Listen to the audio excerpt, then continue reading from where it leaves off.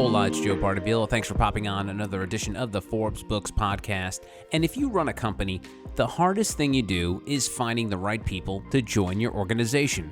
So what's the best way to do that? Today I'm speaking with Kathleen Duffy, and she's the founder and CEO of a global executive recruiting firm who has perfected the way companies search for and hire top talent.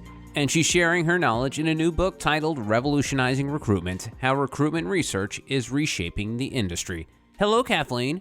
Hi, Joe. How are you? I'm great, and I really want to get to know more about you because you've been in the recruitment space for a long time. You know, back in the days, people don't remember, like, when people look for jobs, they used to have to go in newspapers, and they were in, like, the back of the sports pages. So you've seen this industry in terms of, like, people looking for jobs and talent. You've seen it evolve incredibly over the last 20, 30 years, correct?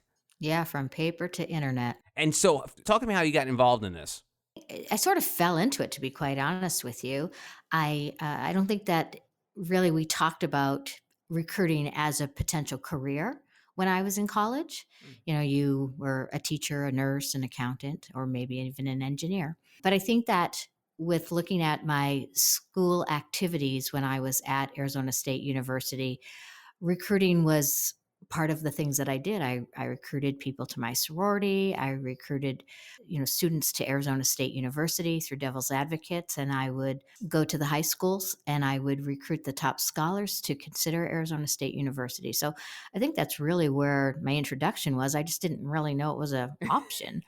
Then I got started working in human resources for a large corporation and didn't fit the corporate mold, and met a woman who was really fantastic, and I wanted to work with her, and she owned an executive recruiting firm, and she offered me a job, and that's really how I got my start. And she trained me in my skill set, and here we are today. And what year was that first official recruitment job, not the one when you were trying to get, sorority members? Right. What year was that one?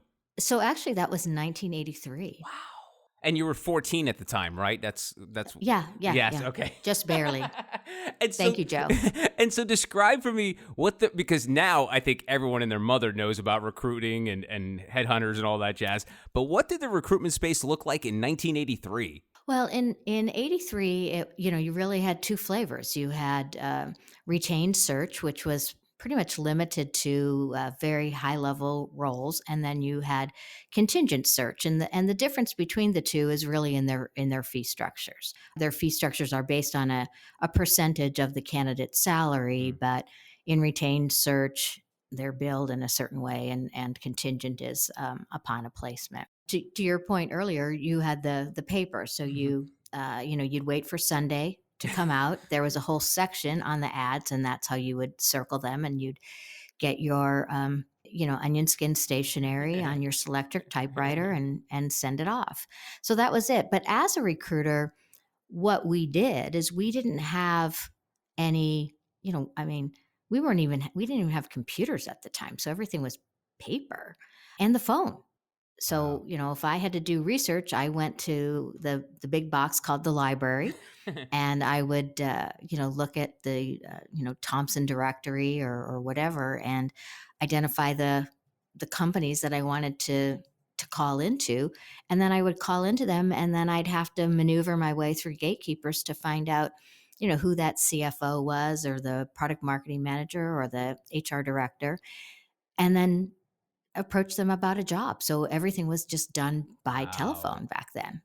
Is it amazing the speed of which things move now? Like, I'm trying to imagine that process that you were taking on in the mid 80s to now, where you could almost all of that took you like a week to do can happen in now seconds. That's got to boggle your mind when you think about it, right? Yeah, it is really interesting. So when I started Duffy Group, which was in 91, by 95, 96, that's when the internet came, and now we started having tools like Monster come out.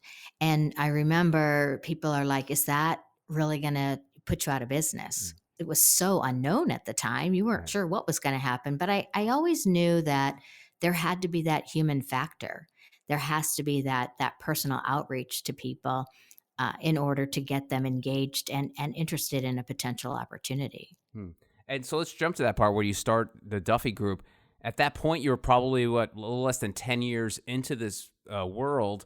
What made you feel like you were ready to break out on your own and start the Duffy Group? It was pretty easy. I needed a job.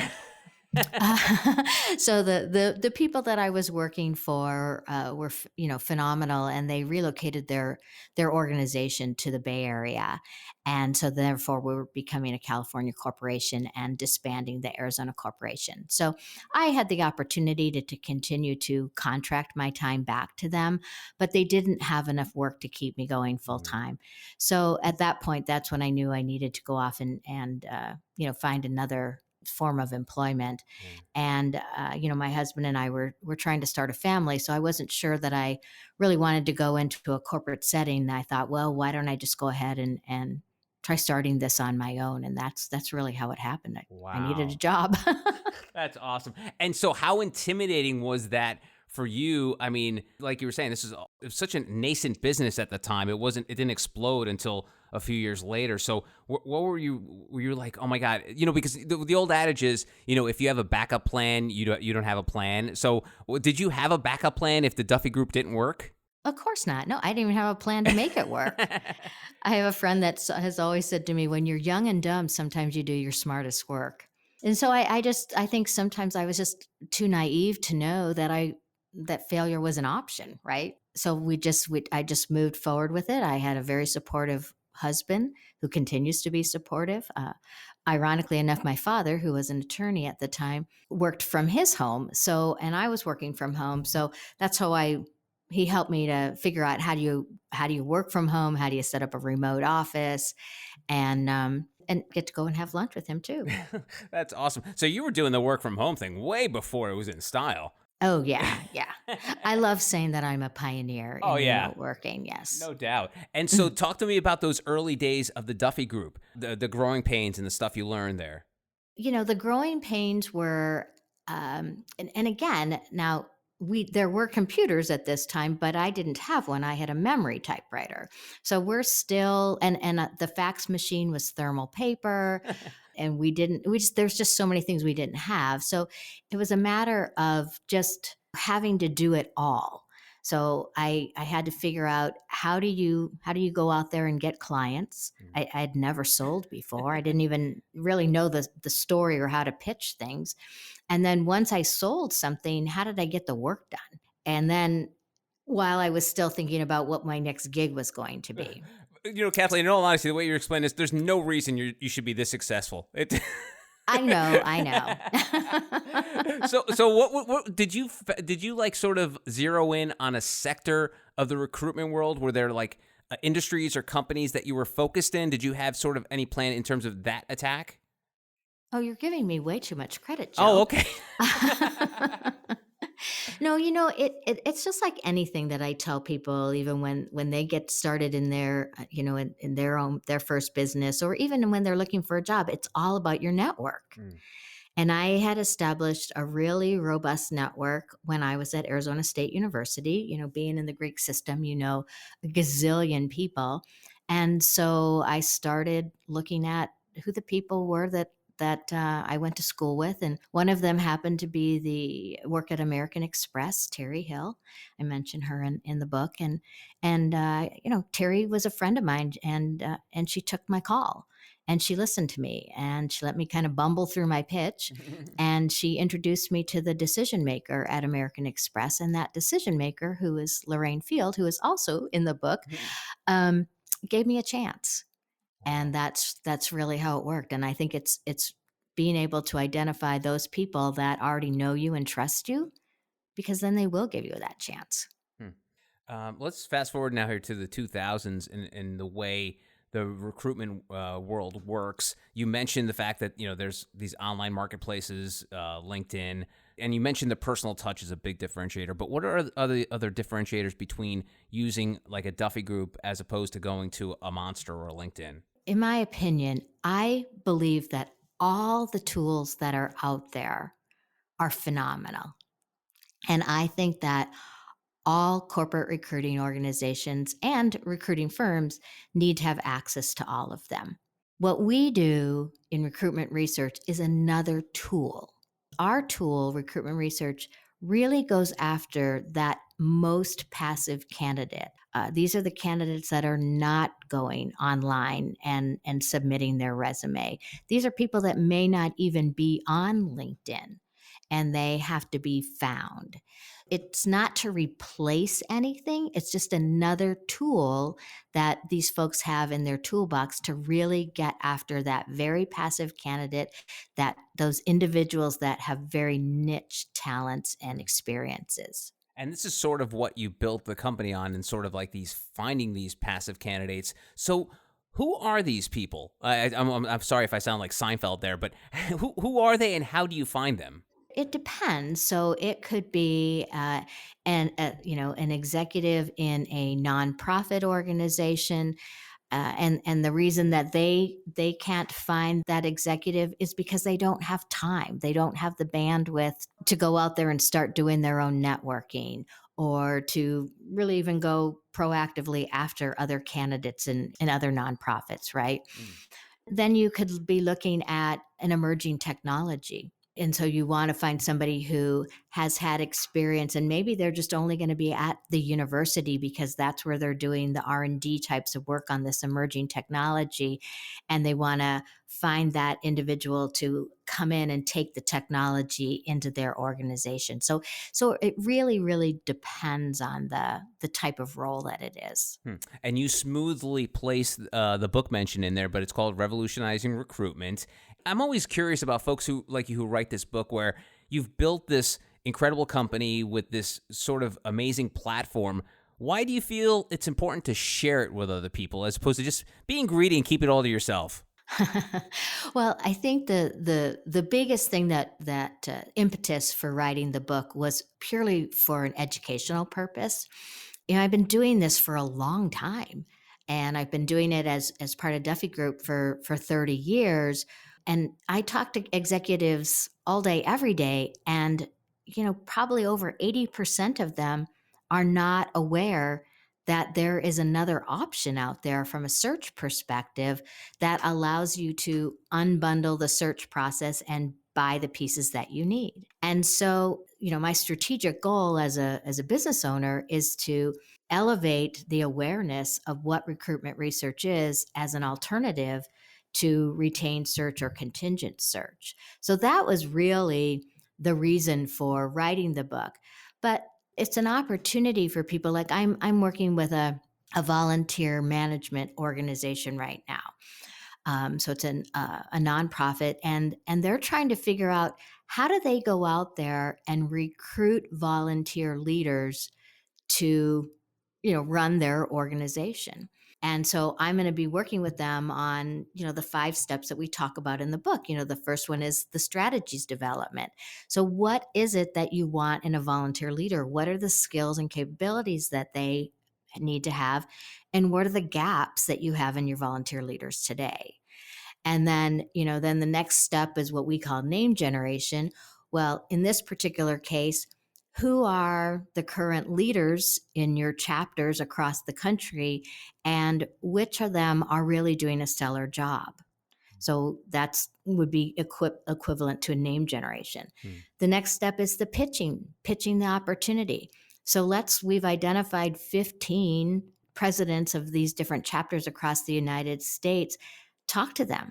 Would they ever consider a district role? And really tell them the story and sell them on this opportunity. And then once you get them engaged, it's profiling the candidate. So find out what their background is.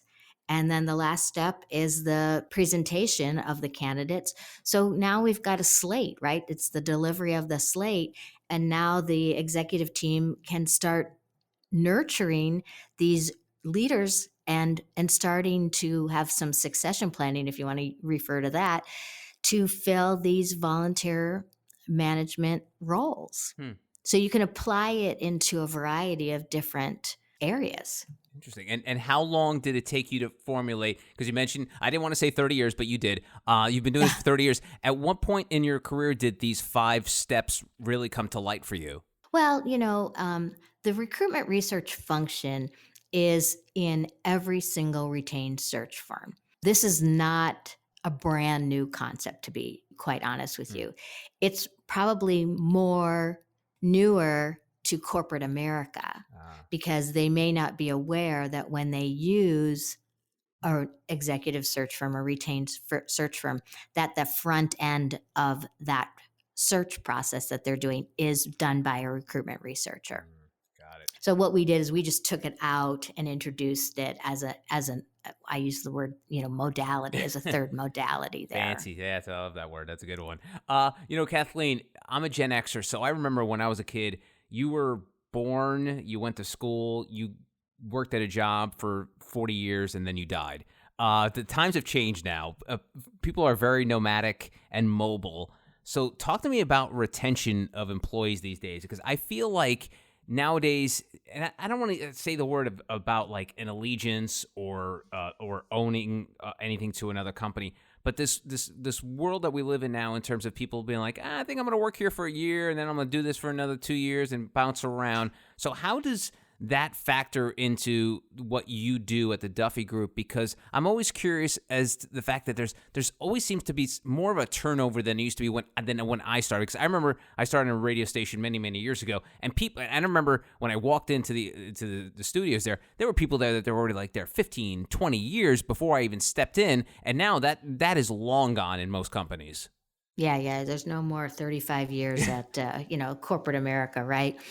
For us, it gets back to the storytelling. So it's that first step that I talked about, which is the strategy development, and that's where we are really interviewing the hiring leaders and other stakeholders about the position, right? So you get your job description and whatever, but we also want to find out what's next for this person. Are they just going to come in here, do this job, and then there's no upward mobility for them? So we really dig deep into our clients and find out what is that, because people are looking for not only what their role is going to be today, but for what it's going to be tomorrow.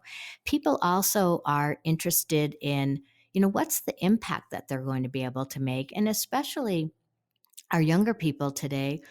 I mean, they're very, very entrepreneurial. I mean, I do a lot of volunteer work over at the university, at Arizona State University, and it never ceases to amaze me how many of these collegiates have started Hmm. businesses.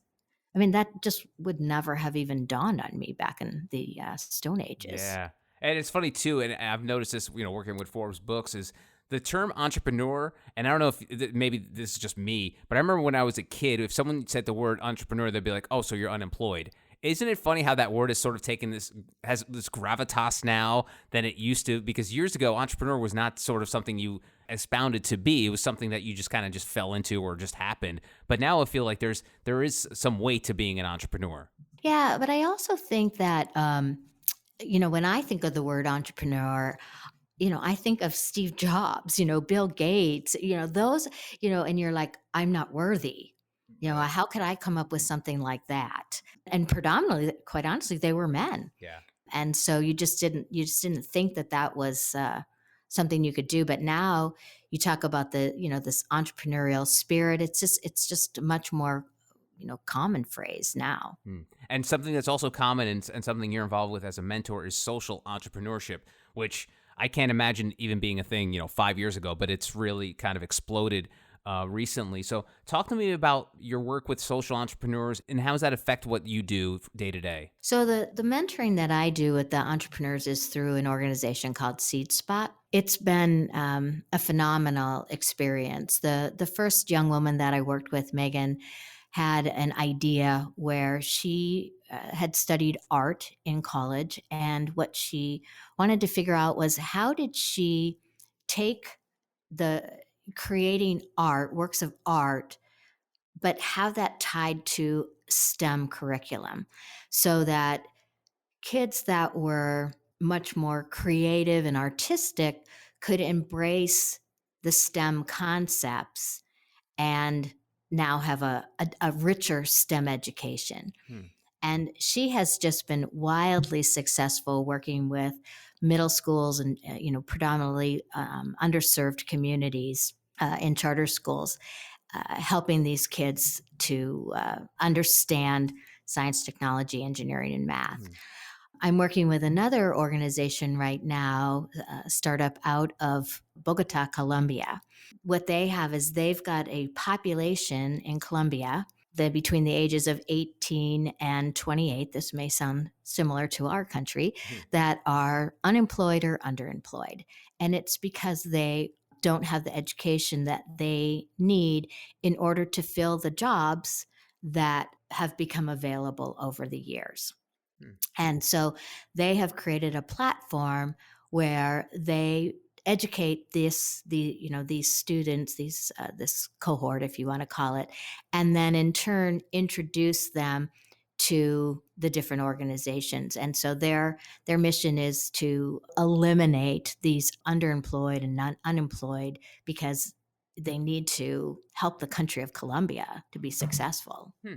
And why do you do that, Kathleen? Because that's why I asked this question. I know it's kind of a complicated answer to a simple question, but why do you feel like you need to help these social causes? Or because a lot of people will be like, hey, I donated to Feeding America last month, so I did my good deed. Why do you feel like this is important to you? These causes that you're involved with?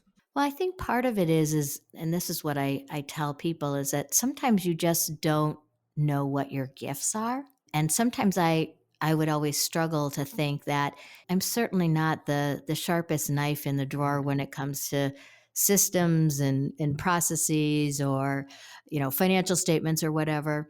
But when you step back and you really think about some of the things that you are really good at, I am good at helping people to think about how to do business development, how to market their businesses, but most of all, how to believe in themselves Mm. and to not overthink things and to take these risks. And once I realized that about myself, I thought, I bet I could work with some other people and help them see that in themselves too.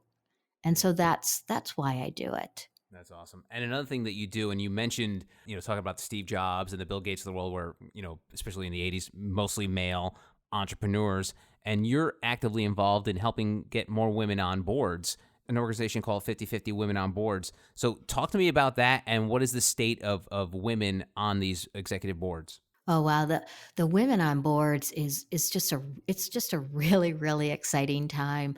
This initiative has only been around for a little over 10 years, and the goal was 20% of the Russell 3000 companies would be comprised of 20% women. And they achieved that goal in 2019. Wow.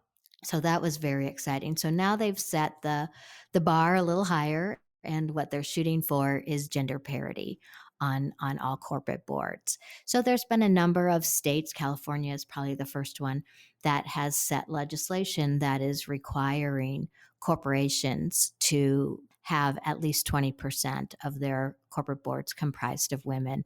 But now it's not only women, but it's also people of color. And the other piece of it is functional diversity.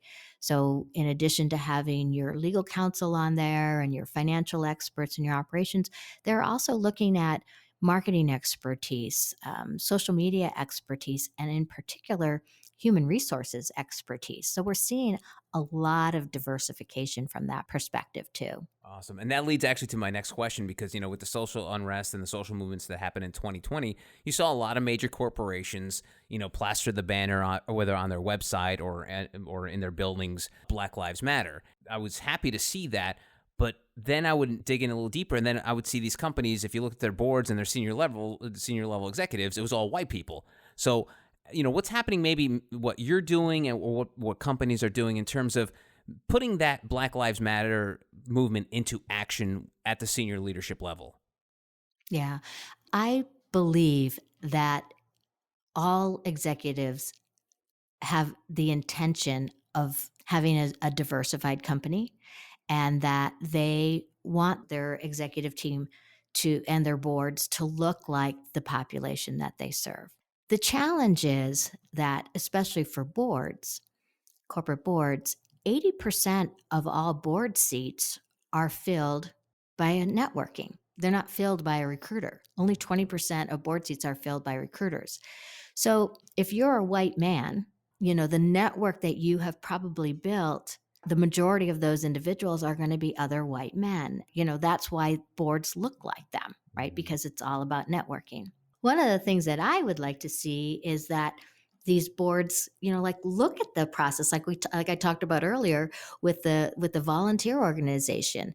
Start thinking about what does diversity mean for them, and where do they want to go and find those diversity candidates, and again, whether that's by gender, color, function, and start meeting them and start expanding their network.